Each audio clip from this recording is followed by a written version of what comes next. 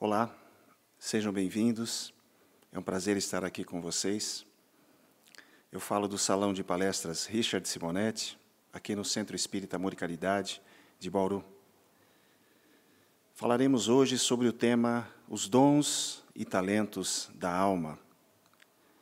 Antes de iniciarmos as nossas reflexões, vamos pedir aos bons amigos espirituais que nos amparem, que nos inspirem e que possamos emitir boas vibrações para você que nos acompanha.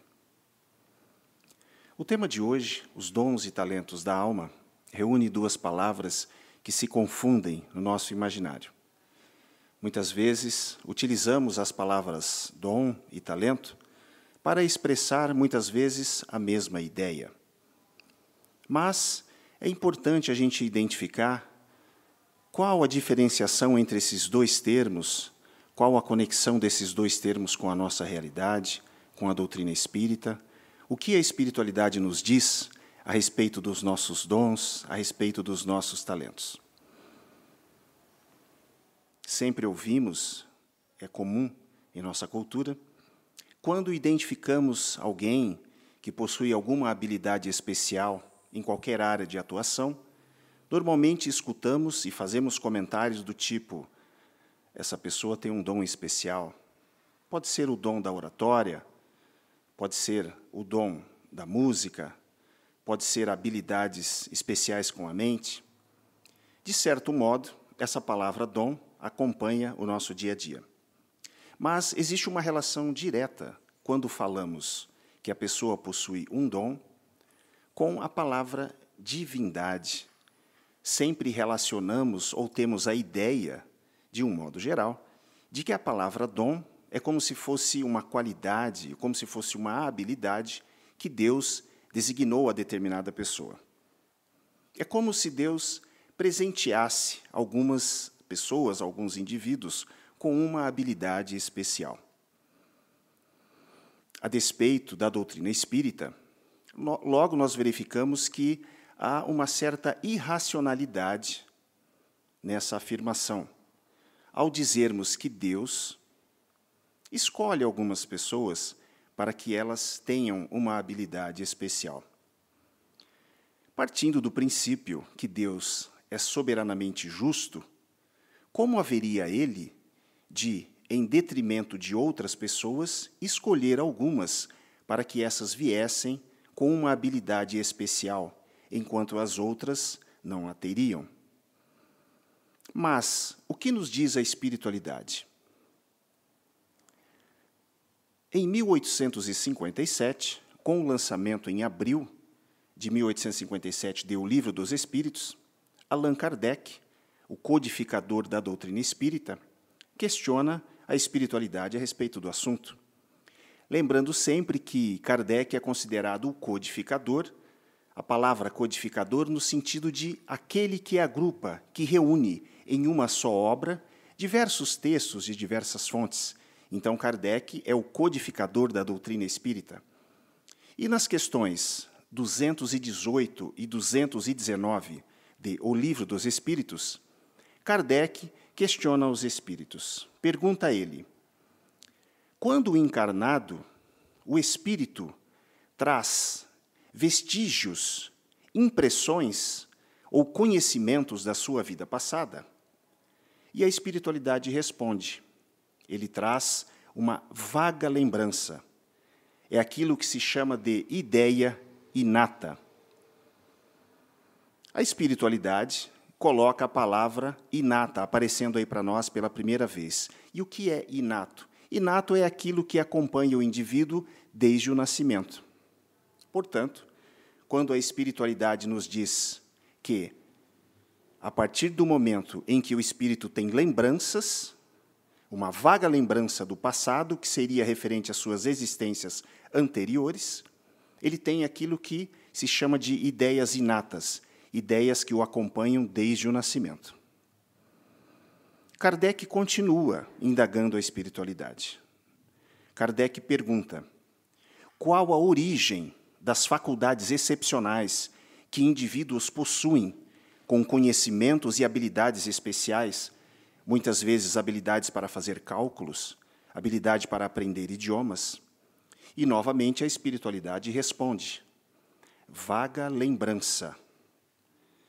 Essa vaga lembrança nos deixa claro que a espiritualidade está se referindo a encarnações anteriores, a vidas passadas. Podemos pressupor daí que a palavra dom, no sentido que usualmente conhecemos, como alguém que possui uma habilidade especial, uma habilidade específica que se destaca dos demais, na verdade, é um mérito do próprio Espírito. É um crédito que o próprio Espírito desenvolveu, uma habilidade especial desenvolvida pelo próprio Espírito. E para que a gente possa estabelecer uma ideia de conceitos para facilitar a nossa reflexão, a gente vai trabalhar da seguinte forma. Vamos separar as duas palavras, dom e talento, da seguinte forma. Dom, uma habilidade inata, ou seja, veio com o Espírito desde o nascimento. E talento é uma habilidade adquirida, ou seja, aquele que hoje nasce com uma habilidade especial, que podemos chamar de dom, na verdade, construiu uma habilidade em uma encarnação anterior. Conhecemos algumas pessoas com habilidades especiais e, muitas vezes, existem casos que são registrados na literatura. Na literatura espírita, eu gostaria de destacar o caso de Euríclides Formiga. Euríclides Formiga foi um dos maiores poetas brasileiros. Desencarnou em 1983, com 58 anos. Euríclides possuía uma habilidade muito especial, a que nós chamamos de memória fotográfica. Euríclides era capaz de, ao abrir a página de um livro, após uma leitura de 5 segundos, ele era capaz de fazer a leitura inteira da página, da metade da página para o fim, do fim para o meio, do meio para o início, sem errar nenhuma palavra.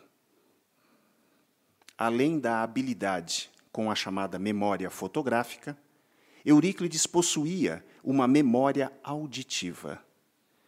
Euríclides foi advogado, jornalista. Como jornalista, era capaz de fazer uma entrevista, que poderia durar 20, 30, 40 minutos, e após o término desta entrevista, Euríclides registrava no papel, sem nenhuma gravação, tudo aquilo que havia ouvido. Essa capacidade extraordinária de Euríclides Formiga, pai do também escritor Miguel Formiga, está registrada no livro escrito por Miguel Formiga, Euríclides Formiga, de poeta a médium. Euríclides teve, através e por intermédio de Divaldo Pereira Franco, um contato com Francisco Cândido Xavier. E foi através desse contato com Francisco Cândido Xavier, o nosso querido Chico Xavier, que Euríclides Formiga descobriu que aquilo que se chamava de dom, na verdade, era um talento, uma habilidade adquirida, mas em vidas passadas, vidas anteriores. Assim que entrou em contato com Chico Xavier, Chico o reconheceu de longa data, de outras vidas, e disse o seguinte para Euríclides: Euríclides, você, em vidas passadas, você foi um menestrel. Bom, o que é um menestrel? O menestrel, na Idade Média, o menestrel era aquele que recitava poema em versos. Tinha essa habilidade, muitas vezes acompanhada de um instrumento. E continuava Chico. Na época em que você, Euríclides, foi um menestrel, você foi designado para ser um mensageiro. Então, Euríclides teria a seguinte função: levar uma mensagem de uma terra a outra. Mas existe um ponto diferenciado nesse trabalho que seria desenvolvido por Euríclides. Toda a mensagem não poderia ser escrita. porque ela poderia ser interceptada. Então, a única saída era, ele teria que decorar a mensagem, atravessar de uma terra até outra, chegando no destinatário, discorrer e falar qual era a mensagem. Euríclides realizou essa tarefa durante anos e, a partir daí, desenvolveu o que nós chamamos hoje de memória fotográfica.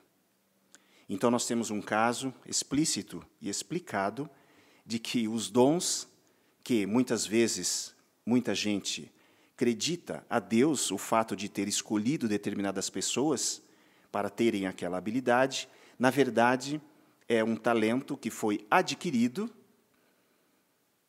e, por mérito do próprio Espírito, ele se transforma em uma ideia inata quando, numa encarnação futura, se assim for permitido, o mesmo apresente essa habilidade.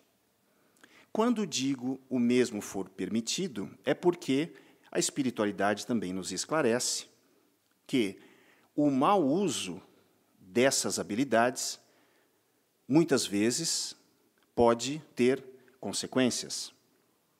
Nós sabemos que toda a habilidade que você conquista enquanto espírito, você nunca a perde. Mas, se você fizer mau uso dessa habilidade, a espiritualidade maior, os espíritos superiores, podem deixar com que essa habilidade fique ali, em estado latente, fique separada de uma encarnação futura, para que você venha e não tenha a possibilidade de acessá-la. Mas você nunca a perde. Agora, e quando falamos de talento ou de talentos, do que nós estamos falando? Muita gente imagina e pensa sempre em talentos especiais, em pessoas que possuem uma habilidade específica, uma habilidade complexa. Mas é importante entendermos que muitas vezes o talento não está apenas na habilidade, mas sim no esforço daquele que o realiza em fazê-lo e fazer o melhor. Existem vários casos de pessoas que desenvolveram habilidades especiais através do seu próprio esforço e por isso são chamadas de talentosas. Para quem conhece um pouco de esporte, nós temos na chamada NBA, a Liga de Basquete Americana, um jogador já falecido de nome Kobe Bryant. Kobe possui uma habilidade especial com o basquete. Foi considerado um dos maiores jogadores de todos os tempos. Mas ele possuía uma particularidade. Qual era? Kobe Bryant sabia que os atletas que faziam parte da Liga Americana faziam 4 horas de treinos diários. 2 horas próximas ao almoço e mais 2 no fim da tarde. E o que Kobe fazia? Ele pensou, como eles trabalham 4 horas por dia, se eu trabalhar um pouco mais diariamente, talvez eu possa ter um desempenho melhor. E o que ele fez? Kobe levantava às 4h30 da manhã, ia até o ginásio, chegando no ginásio, muitas vezes apenas o zelador do prédio, ele fazia um treinamento de 2 horas. Treinava das 5 às 7 da manhã. Tomava um café da manhã, ia para sua casa, descansava e voltava para aquele que seria o primeiro treino. Enquanto todos os outros atletas estavam chegando para o primeiro treino, Kobe Bryant já estava na sua 3ª hora de treino. Terminada essa segunda etapa de mais 2 horas, vinha o almoço, Kobe descansava mais um pouco e, por conta própria, fazia mais 2 horas de treino. Ia para sua casa, descansava e voltava para o treino da noite. Portanto, diariamente ele fazia 4 horas a mais do que todos os outros atletas da liga. Aí alguém pode falar, bom, ele deve ter feito isso durante alguns meses. Não. Ele realizou isso durante anos. E isso fez o quê? Fez com que ele desenvolvesse habilidades na área em que ele atuava. Esse é um exemplo de que o talento é uma habilidade adquirida. É claro que, muitas vezes, nem todas as atividades são desenvolvidas apenas com o esforço. As atividades, muitas vezes, precisam ter uma conexão conosco. Você precisa ter uma conexão com essa atividade para que, a partir daí, você possa desenvolvê-la, crescer, através de uma disciplina e do próprio esforço. Essa ideia de talento é uma ideia que, muitas vezes, como eu já disse, está muito relacionada a habilidades complexas, habilidades que nós consideramos importantes, mas o mais importante para alguém que possui o chamado talento é fazer o que nós chamamos de sempre o melhor. O que significa isso? Eu estou, nesse momento, no Salão de Palestras Richard Simonetti. Uma equipe de limpeza esteve nesse salão, cada cadeira aqui foi limpa, cada cadeira foi ordenada e organizada, e o salão foi limpo, para que fosse possível essa pequena palestra. Realizar esse trabalho que foi realizado nesse salão necessita de profissionais que fazem o quê? Fazem o seu melhor. É aí que reside o talento.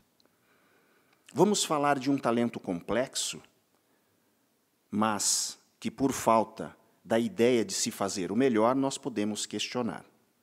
Suponhamos que um talentoso cirurgião cardíaco, em uma mesa de cirurgia, o paciente com o peito aberto, sendo operado, e no meio da cirurgia, esse cirurgião plástico olha para o relógio,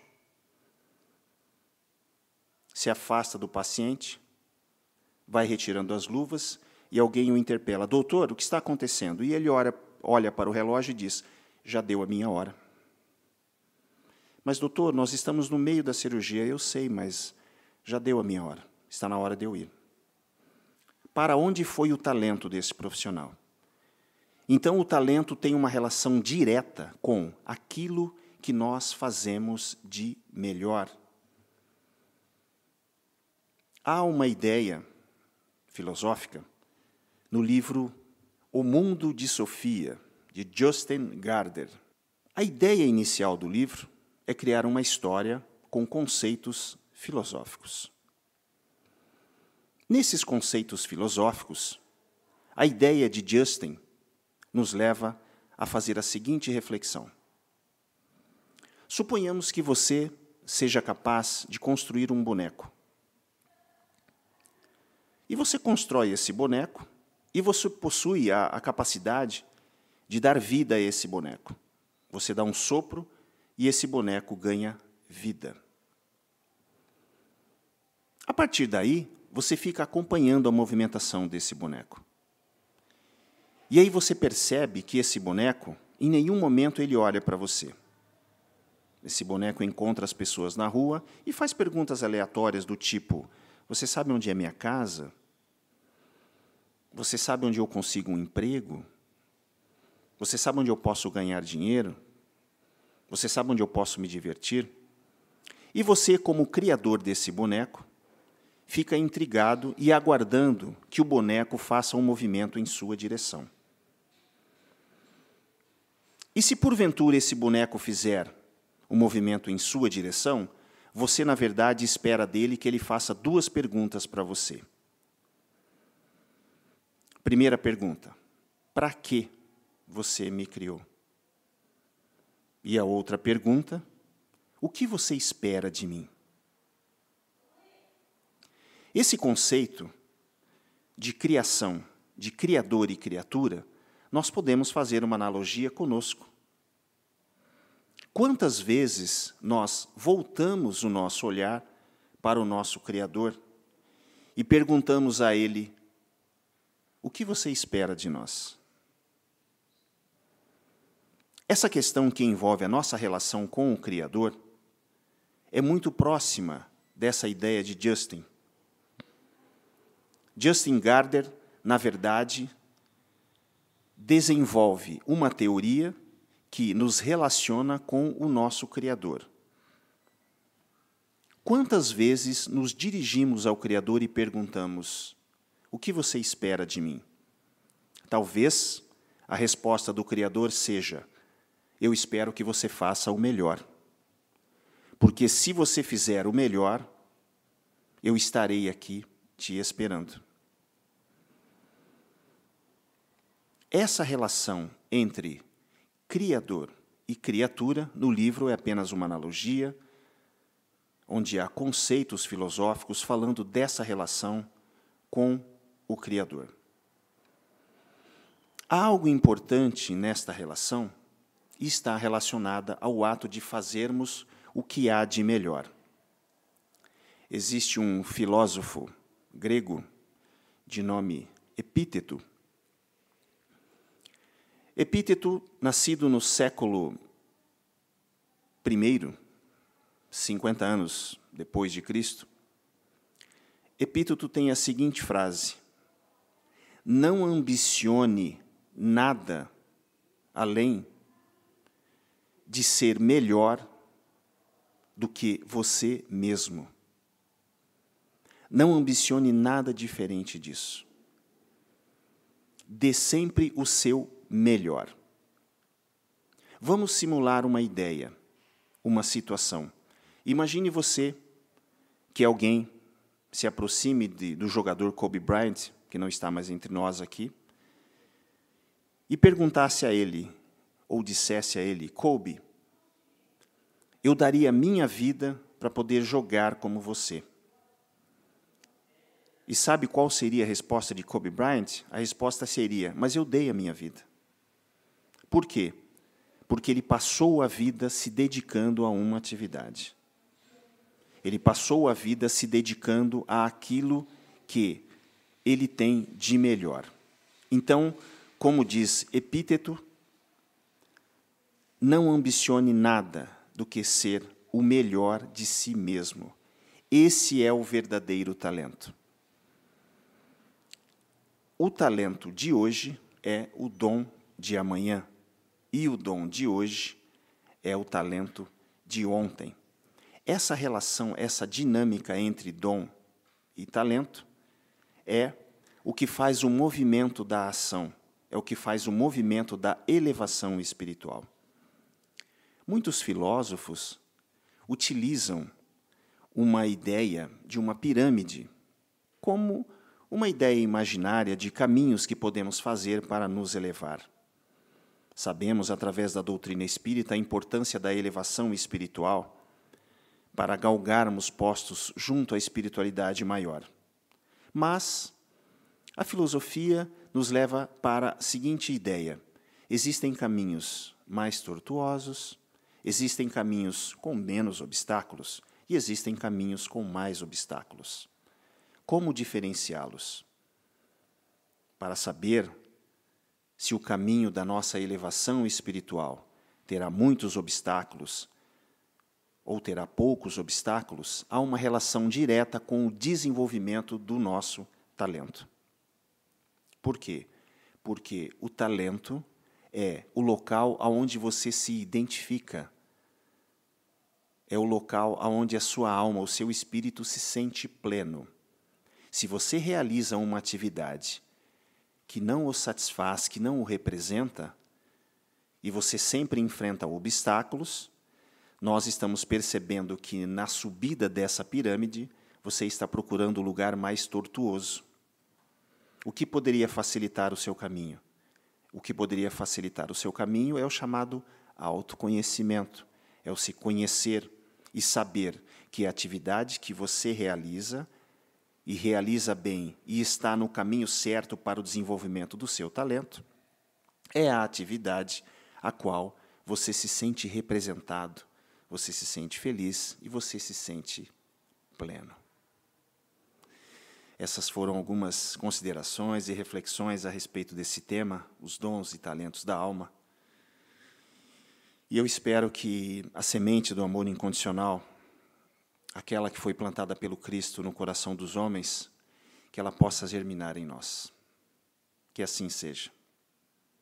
E, antes de encerrar, quero deixar uma mensagem do livro Palavras de Vida Eterna, do Espírito Emmanuel, através da psicografia de Francisco Cândido Xavier.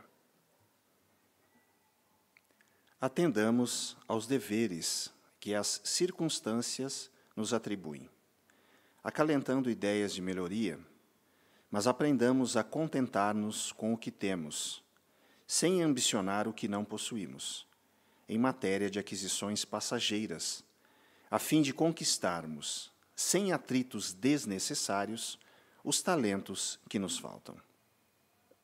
Oi, amigos. Espero que todos estejam bem. Espero que todos tenham a certeza de que Jesus está entre nós, buscando colocar paz e luz em nossos corações. Hoje eu quero falar com vocês sobre problemas. Sabe, aquelas situações que a gente não gosta de ter na vida? Aquelas situações que a gente evita a todo custo? Eu quero falar sobre aqueles problemas que quando a gente ora de manhã, a gente diz: meu Pai, que meu dia seja bom hoje. E que, na verdade, a gente está querendo dizer para Ele: Pai, que meu dia não tenha problemas hoje e que tudo seja conforme eu quero, conforme eu planejei. Não é verdade? Não é verdade que é assim que a gente faz? Muito bem. Eu penso, amigos, que parte daí, começa aí uma forma de pensar que nos causa lágrimas e sofrimento. Que quando a gente olha para a vida e vê que a vida é uma enorme possibilidade de problemas, que a gente está se predispondo a sofrer, predispondo a ficar assustado, a ficar ansioso, a se preocupar, a não confiar. Indicando, inclusive, que a gente não entende bem o que é que está acontecendo na nossa vida. Não entende bem o que é que nós estamos fazendo aqui. O que, afinal de contas, é estarmos aqui na vida encarnada. E aí, eu quero trazer para vocês exatamente esta reflexão. O que é a vida encarnada? Já foi dito que é um lugar de aprendizado, não é? Que nós estamos aqui para aprender a evoluir. Eu prefiro dizer que nós estamos aqui para aprendermos a sermos felizes. Aprendermos a descobrir até o que é isso, o que é felicidade. E se isso é assim, e me parece que faz muito sentido que seja, a vida é uma escola. Uma escola brilhantemente preparada, amorosamente concebida, planejada e estruturada para que cada um de nós, em aproveitando-a, a gente fique muito melhor, a gente se perceba muito mais capaz, a gente aprenda muito, aprenda a ser feliz. Porque nós já fomos informados que felicidade ninguém nos dará, que nós iremos construir a nossa felicidade. Lembra Jesus? Cada um terá segundo o que fizer. Cada um terá segundo as suas obras. Ele está nos dizendo que felicidade, bem-estar, alegria é construção particular, que ninguém é capaz de nos dar essas três preciosidades. Se a vida, então, é escola, está certo a gente dizer que a gente tem problemas? Será que o mais coerente não seria que a gente diga, considere e entenda que a gente tem lições, que a gente tem aprendizado, que a gente tem desafios, que a gente tem exercícios, gente? Me parece que sim. Me parece muito mais coerente com a ideia de que a vida encarnada é uma escola em nosso benefício, que a gente considere, ressignifique, olhe as vivências que a vida nos traz, não como um problema, mas como uma lição, como um exercício para eu resolver. E em resolvendo, em vivendo o exercício, eu aprenda o que eu não sei. Lembrando que é possível pensar que toda a razão do nosso sofrimento seja o fato de sermos ignorantes sobre a vida, sobre o amor, não é?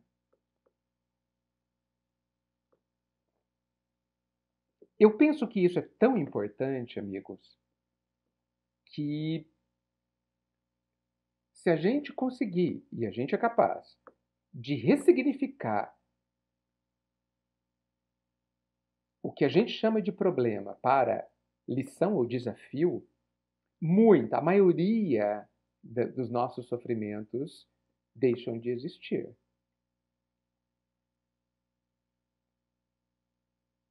Porque quantas lágrimas a gente sofre por conta da ansiedade, por conta do medo de viver um possível problema.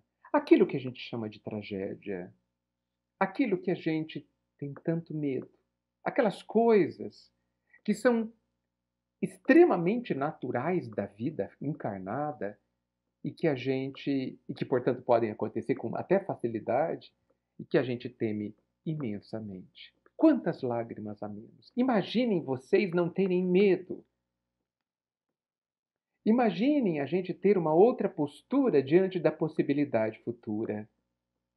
Imagine a gente ser como as crianças que transformam tudo em aventuras.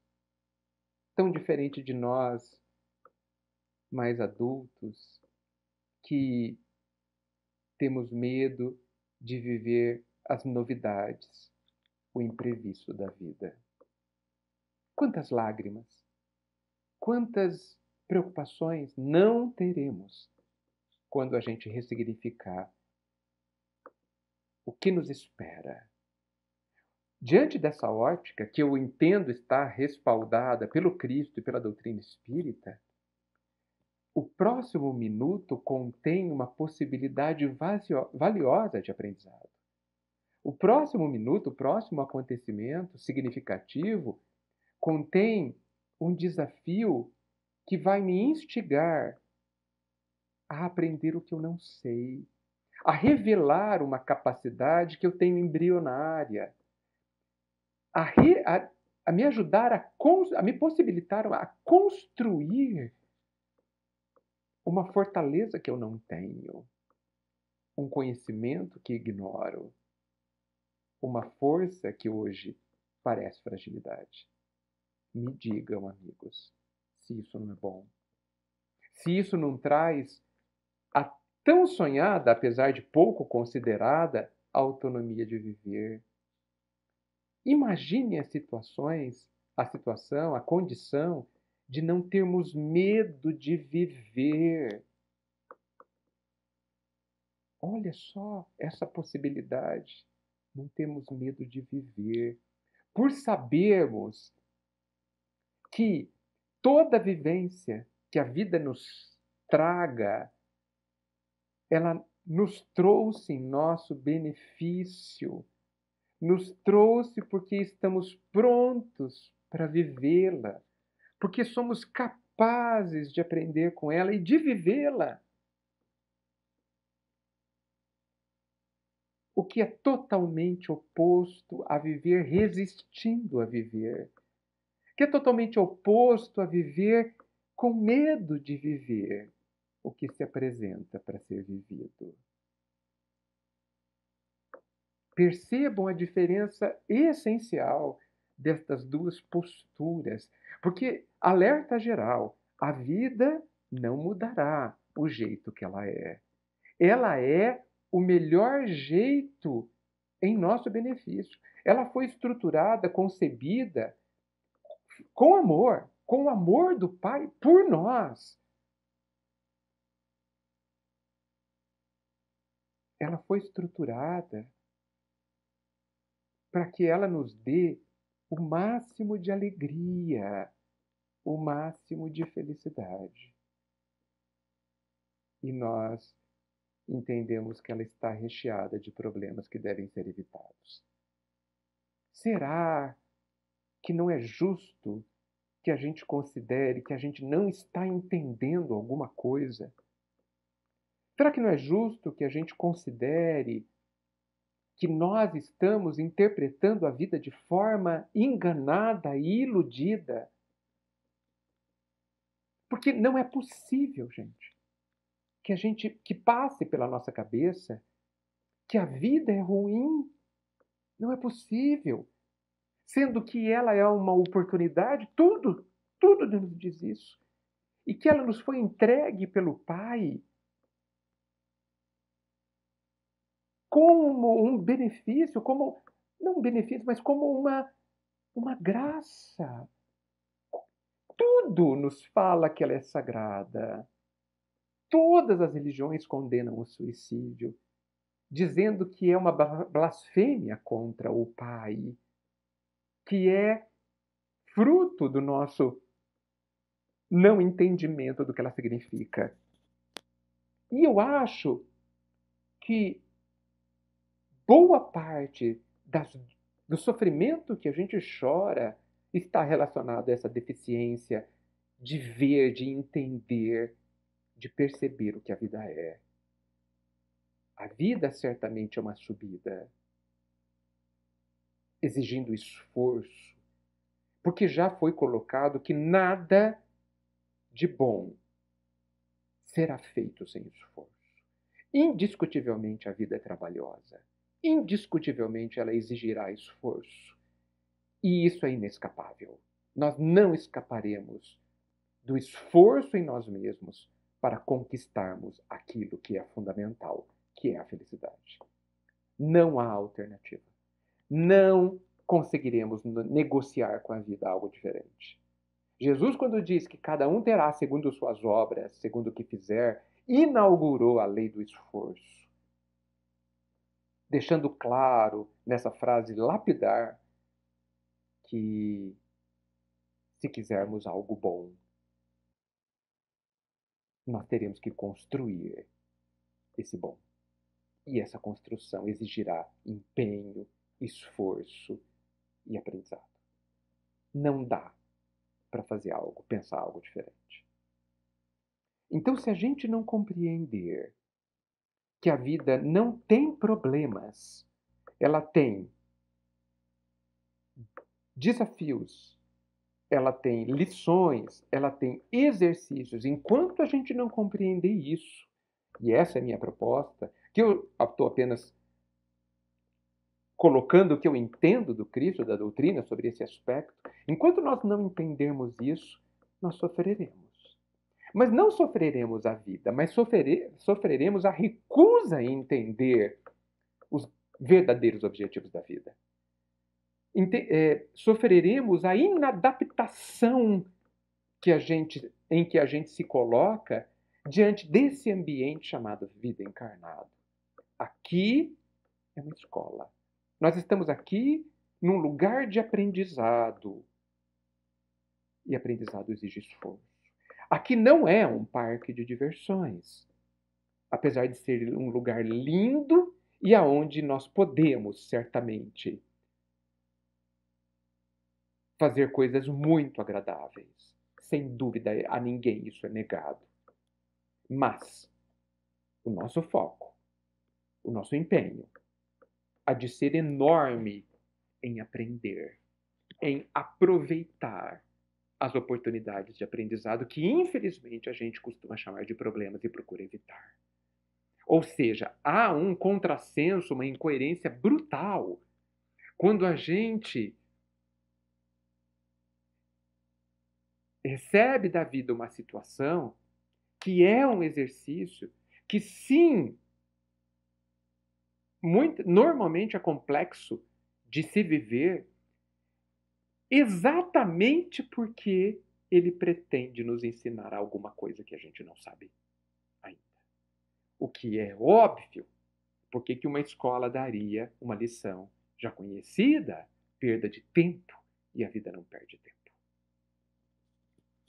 Então, gente, a minha proposta aqui para nossa reflexão é que a gente entenda que quando a vida nos propõe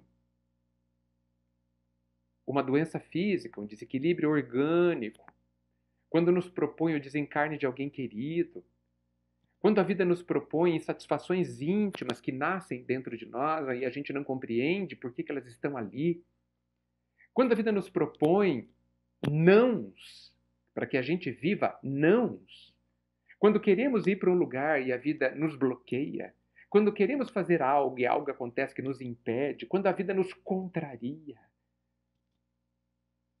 quando nada está a nosso favor,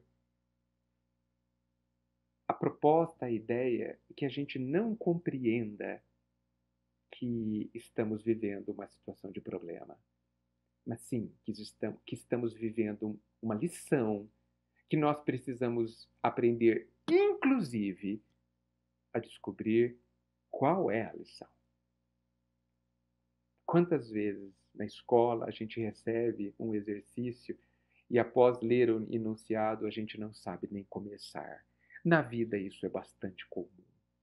A gente recebe um exercício da vida e aquilo nos deixa tão perplexos, tão surpresos, que a gente não sabe nem o que fazer. Porque até isso faz parte do nosso aprendizado. Na verdade, nesses casos, inicialmente compreender o que nós estamos sentindo, porque é ali que acontece o exercício. Então, gente, eu penso que traria enorme mudança na nossa vida a gente entender de outra forma o que significa a possibilidade do amanhã. O que significa o que vai acontecer daqui a um minuto, porque pode acontecer 1 milhão de coisas. E, infelizmente, por conta dessa nossa forma deficitária e infantil de viver, sem compreender que estamos diante de lições, de exercícios, a gente teme o futuro. A gente é muito diferente das crianças, que sempre está aberta à aventura de viver cada instante. Nós, adultos, perdemos essa característica, infelizmente, ou nos recusamos a tê-la e tememos o amanhã. Ao acordar, nós oramos para Jesus, para Deus, pedindo que o nosso dia seja bom. E, na verdade, nós estamos pedindo para que o nosso dia não tenha problemas. Não é? Por que a gente não pede que a gente compreenda as lições que tão bondosamente Ele vai colocar para nós? Por que a gente não pede para Ele que a gente tenha lucidez para enxergar e, e receber como sendo uma aventura, com essa disposição da criança de viver o que se apresenta com alegria, com disposição? Por que a gente não pede isso?